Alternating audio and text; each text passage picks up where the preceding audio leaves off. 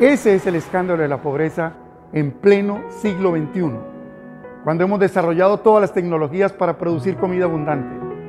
Para transportar la comida, sigue siendo un lujo de muy pocos el acceso.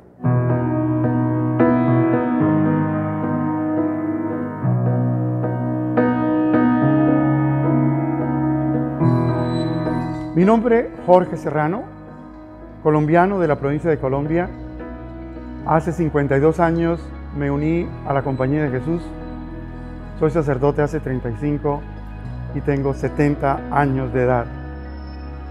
A lo largo de mi vida en la compañía he hecho de todo. He sido profesor, párroco, vicario parroquial, payaso, director de teatro. He trabajado en recaudo de fondos, he pedido limosna, he buscado benefactores, he formado gente para recaudo de fondos.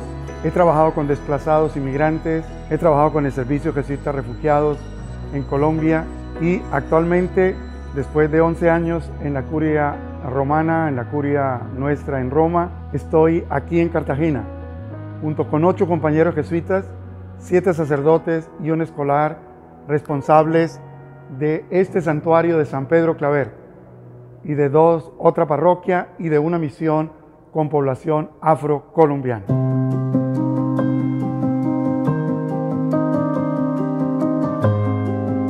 Si hablamos de la pobreza, hay un dato escalofriante. 2019 se desperdiciaron 931 millones de toneladas de alimentos. Si lo metiéramos en camiones de 40 toneladas, serán 23 millones de camiones. 7 vueltas alrededor del mundo. Esto es una vergüenza cuando aquí en esta ciudad hay gente, muchísima, principalmente afros, que pasan el día con $1 diario. Ese es el escándalo de la pobreza en pleno siglo XXI, cuando hemos desarrollado todas las tecnologías para producir comida abundante. Para transportar la comida, sigue siendo un lujo de muy pocos el acceso. Y hablemos de internet, hablemos de salud, hablemos de agua. Estamos casi en la edad de piedra en muchos lugares del planeta.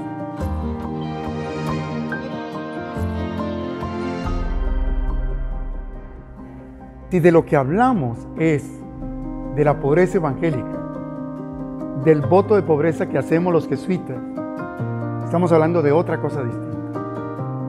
Estamos hablando de mi relación con lo creado, mi manera de acercarme a las cosas que están a disposición para la misión que me han encomendado en la compañía. No importa si mi salario son $500 o $100,000. Lo que está en juego es cuál es mi relación con eso.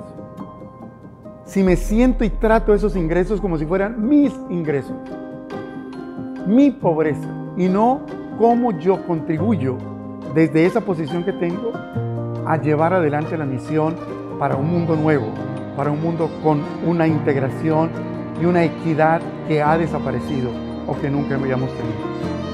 Ese es el desafío, ser testimonio para la manera como nosotros nos relacionamos con todo lo creado, con lo que el hombre produce a través de su inteligencia, con lo que la naturaleza nos da, sin seguirla destruyendo.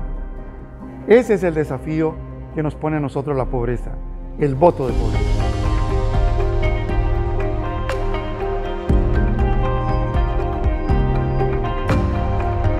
¿Qué relación encontramos entre la pobreza evangélica y todo el trabajo con la juventud y el trabajo vocacional? Están estrechamente conectados. Porque si un joven talentoso, con un futuro prominente, egresado de nuestros colegios, universidades, institutos técnicos, de las parroquias donde servimos, se siente llamado a la compañía de Jesús y entra para vivir en plenitud los votos, se escandaliza con la manera como nosotros vivimos, con las diferencias que hay entre nosotros. No en vano, Arturo, nuestro general, nos ha pedido que miremos qué relación hay entre la manera como vive la pobreza y la pastoral vocacional y juvenil. Y ahí todos nosotros, sin exclusión, todos estamos llamados a hacer un examen de conciencia, a hacer un discernimiento, no sobre las cosas que tengo en mi escritorio, en mi casa, en mi bolsillo, sino la manera como yo me relaciono con ellas. ¿Hasta dónde estoy atornillado a un puesto en determinado lugar que me ofrece una vida cómoda y agradable?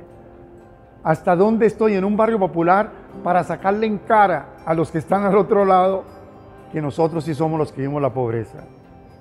Tenemos mucho que revisar y esa es la invitación que nos está haciendo Arturo a todos nosotros.